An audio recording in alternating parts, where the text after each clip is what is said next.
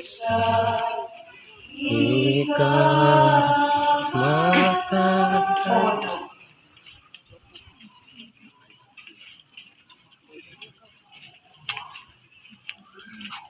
Ang ikaduhang kasakit, ang pagkagil sa Ehipto.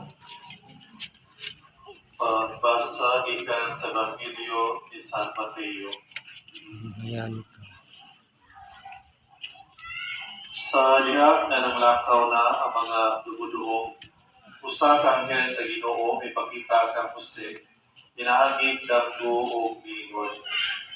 Bangon, dada ang bata o gagiyahan inahan o pangagyo kamo ngadto sa Ehipto o pabilin dito hangtod na papaulion o kamo.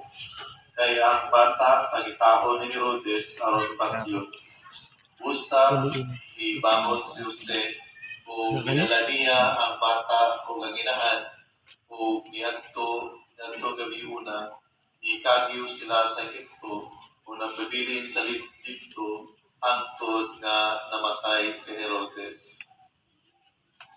Ang Ebanghelyo sa Ginoo. Amahan namo, nakas sa mga langit, pagdaygo na imong ngayon, umabot ka na mo ang iyong kinahalian, magtuman ang imong pag-uod, hindi sa yuta, mayon sa langit. Ang kalanamon sa kagandawi, ang kagandawi ko naman. Sa idola ng isang mga kaga. Inuwan niya nagkasay ko kanin sa nakasalata namin. Magiging na pag-itubiyat sa kanulay, pinuno araw sa mga kadawatan namin. Maghimaya ka Maria, na puno ka sa grasya, ang Ginoo ang naasa niya. Ulahan ka sa mga babae na lahat, upulahan ka bunga sa bigat ng Diyos, Sa Maria na naroon sa oras sa aking kamagayan. Maghimaya ka Maria, na puno ka sa grasya, ang Ginoo ang naasa niya.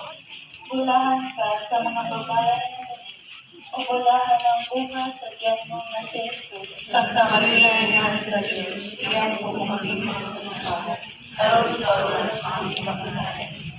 Maghimaya ka Maria, na puno ka sa grasya, ang Ginoo ang naasa niya. Ulahan ka sa mga babae na lahat, upulahan ang bunga sa bigat ng Jesus. Santa Maria na sa Diyos, iyan po kami naroon sa oras sa aking kamagayan. Maghimaya ka Maria, na puno ka sa grasya, ang Ginoo ang naasa niya. Ulahan ka sa mga babae na lahat, upulahan ang bunga sa bigat ng